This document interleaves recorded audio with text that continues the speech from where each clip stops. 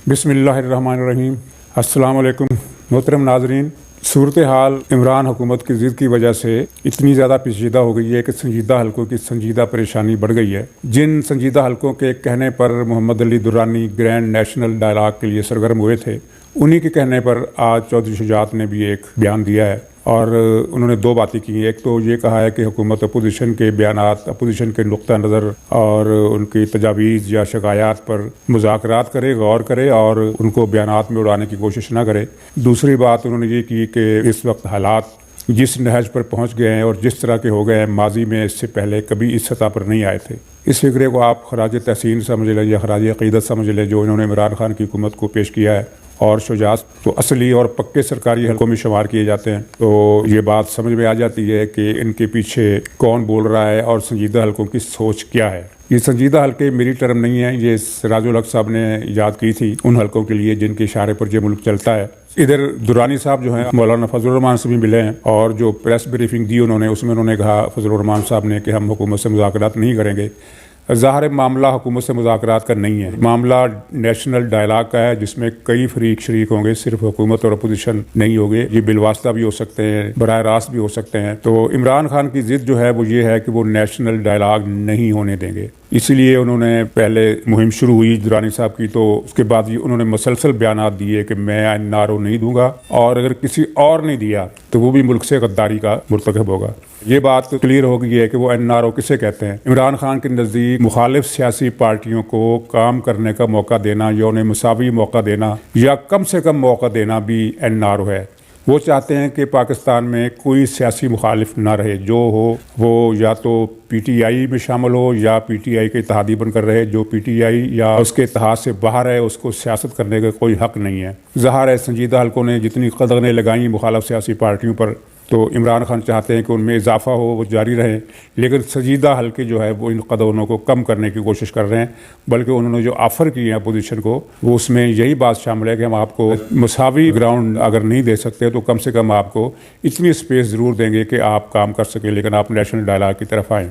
इमरान खान ने जो ख्वाजा आसिफ को गिरफ़्तार करने का फ़ैसला किया है, बाज़ार तो वो नैब का है, लेकिन सबको पता है कि वो नैब ने किसके कहने पर ख्वाजा आसिफ को गिरफ़्तार किया। तो उसकी वजह भी ये नेशनल डायलॉग है, क्योंकि जो दरून खाना या पसे पर्दा सरगर्मियाँ थी उनमें ख्वाजा आसिफ सरगर्म थे और अपोजिशन और मुस्लिम लीग नून को एस्टेब्लिशमेंट के साथ राब्तों के लिए उनकी कारगुजारी है वो बाखबर हलकों को पता है। पब्लिक में वो बेशक सरगर्म नहीं थे, लेकिन दरून खाना या पसे पर्दा तौर पर वो एक्टिव थे और इन राब्तों में सहूलतकारी का या तावन का एक वो किरदार अदा कर रहे थे। तो बाज़ार तो ख्वाजा आसिफ पर इमरान खान का पुराना गुस्सा है, 2 साल पुराना गुस्सा है, उनको पहले ही गिरफ्तार कर लेना चाहिए था।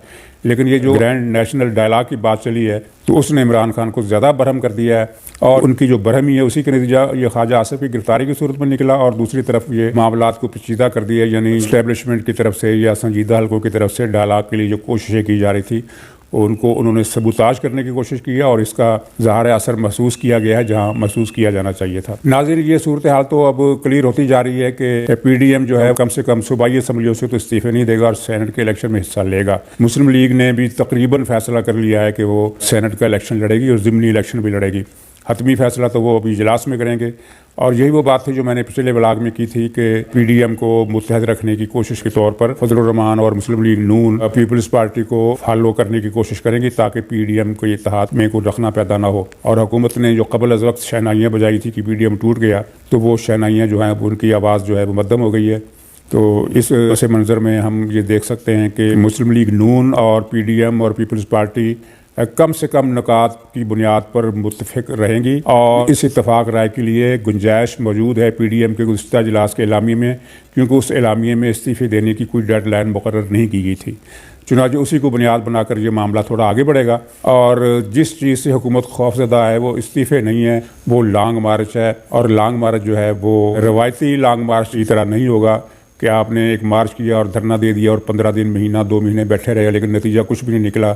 इस मरतबा जो सूरत हाल पैदा होगी वो किसी नतीजे पर पहुँचेगी। नाज़रीन, इस सिलसिले में अगर आप गौर करें तो सियासी तब्दीली के लिए जितने अवामिल चाहिए होते हैं, जिनको आप अगर नजूमी की ज़बान में कहना चाहें तो यूँ कह सकते हैं कि तमाम सितारे इकट्ठे हो गए हैं इमरान खान की हुकूमत के ख़िलाफ़, और वो अवामिल दाखिली है और कुछ खारजी है।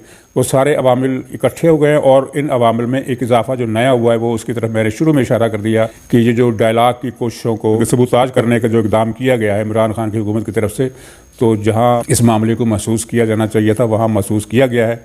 और ये बात एक बहुत ही अहम है कि एक बहुत अहम जुमला अवामिल में इजाफा हो गया और जो दीगर अवामिल हैं उनमें अंदरूनी है और कुछ बैरूनी है। अंदरूनी अवामिल में सर फहरिस्त माशी बहरान है जो तमाम बहरानों की माँ है और इसकी तफसील में जाने की ज़रूरत नहीं, वो सारी आदाद शुमार अब तो बच्चे बच्चे को पता है कि ग्रोथ रेट कहाँ पहुँच गया, खसारा कहाँ पहुँच गया, महंगाई और बेरोज़गारी की सूरत हाल कहाँ पहुँच गई। यहाँ तक कि अब ताने मिल रहे हैं कि पाकिस्तान जो है वो नेपाल, भूटान और अफ़गानिस्तान से भी पसमानदा मुल्क हो गया है। तो इस माशी बहरान के बतन से जो दूसरे बहरान निकले हैं उनमें एक अनार की किसी कैफियत जो है पूरे मुल्क पर नज़र आ रही है। अमन व अमान की सूरत हाल आप देख लें कि वफाकी दारुल हुकूमत इस्लामाबाद जो पाकिस्तान का सबसे पुरअमन इलाका गिना जाता था क्योंकि वहाँ सिक्योरिटी भी ज़्यादा थी और अमन व अमान के दीगर इक़दाम हैं वो भी ज़्यादा थे, वहाँ जराइम में कितने 100% इजाफा हो गया है। परसों की बात है कि 24 घंटों के दौरान इस्लामाबाद में डकैती मर्डर की 5 वारदातें हुई जिनमें 5 आदमी मारे गए, जबकि दूसरे शहरों में जो वाक़यात हुए उनमें डाकुओं ने 6 अफराद मारे। ये एक किस्म की रिकॉर्ड गिनती है जो डाकुओं की और डकैती मर्डर की वारदातों के हवाले से मुरतब हुई है।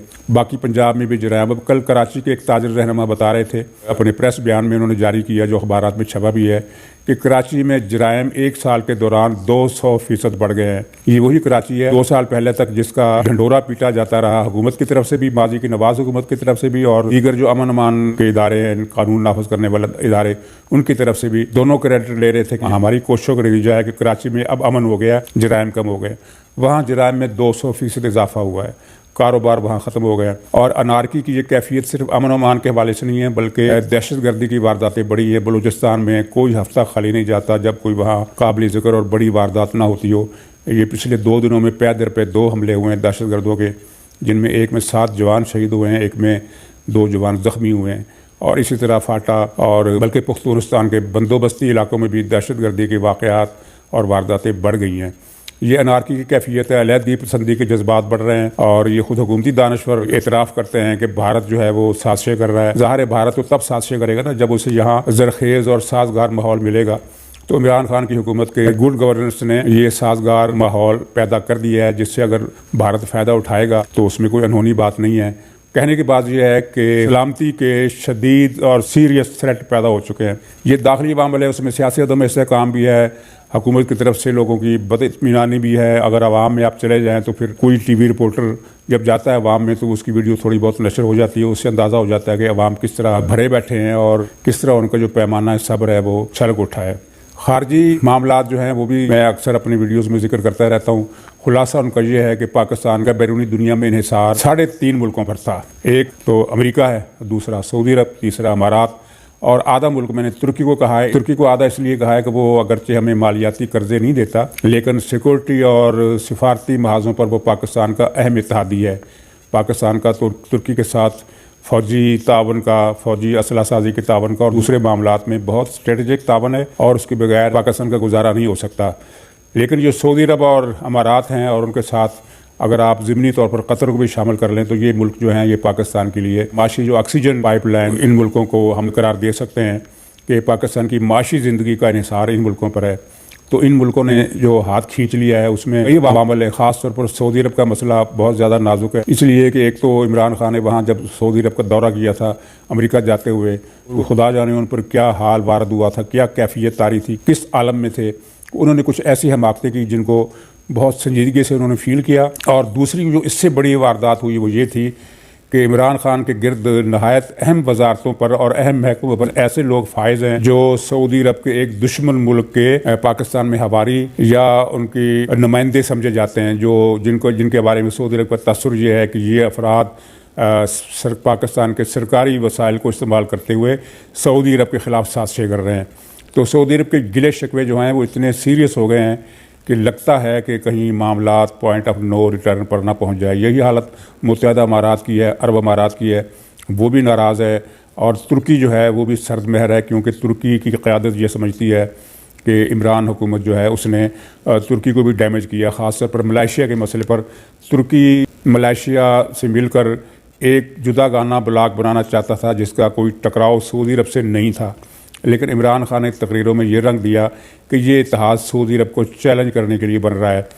उसका नतीजा ये निकला कि वो इत्तेहाद भी नहीं बना और तुर्की और सऊदी अरब के दरमियान गलत फहमियाँ भी पैदा हुई, जिनको तुर्की ने दूर करने की कोशिशें की हैं। लेकिन वो गलत फहमियों की वजह इमरान खान को समझते हैं। और दूसरी बात एक और भी अहम है, वो ये है कि तुर्की के हुक्मरान जो मौजूदा सदर हैं तैयब अर्दोगान और उनकी पार्टी नवाज़ शरीफ के बहुत ज़्यादा करीब है और वो नवाज़ शरीफ की बहुत ज़्यादा इज़्ज़त करती है।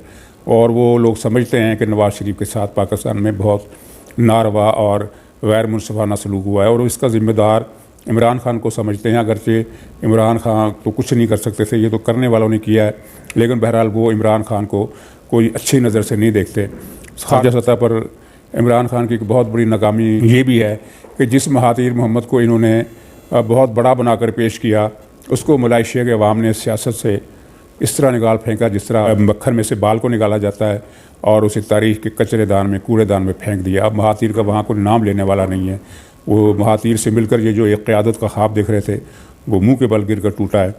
तो ये सारी सूरत हाल है। इस सूरत हाल में जो पसे पर्दा कोशिशें हैं वो ख़त्म नहीं हुई, बल्कि पहले से तेज़ हो गई हैं। आज मोहम्मद अली दुरानी फजलुर रहमान से भी मिले हैं और उनका ये कहना है कि सिर्फ मेरी ही नहीं बल्कि कुछ और शख्सियात भी हैं जो पसे पर्दा ट्रैक टू डायलाग में मसरूफ़ हैं। अब समझ लीजिए कि दो महाज़ों पर ये हालात का धारा बढ़ रहा है। एक तो इस्टेब्लिशमेंट की वो कोशिशें जो डायलाग के सिलसिले में हो रही हैं और दूसरी अपोजिशन की वो मुहिम जुई जो लॉन्ग मार्च पर नतीजा खेज़ होगी। अब देखना यह है कि पहले कौन सी चीज़ नतीजा खेज़ होती है। और बहरहाल वो पेशगोई दुरुस्त साबित हुई, मेरी भी और जो कुछ और लोगों ने भी की थी, कि नेशनल डायलाग के बगैर कोई चारा अब इस्टेब्लिशमेंट के पास नहीं बचा है। नाज़रीन, यहीं पर मैं अपनी मारूज़ात ख़त्म करता हूँ। अल्लाह आप सबकी हिफाजत करे। खुदा हाफिज़।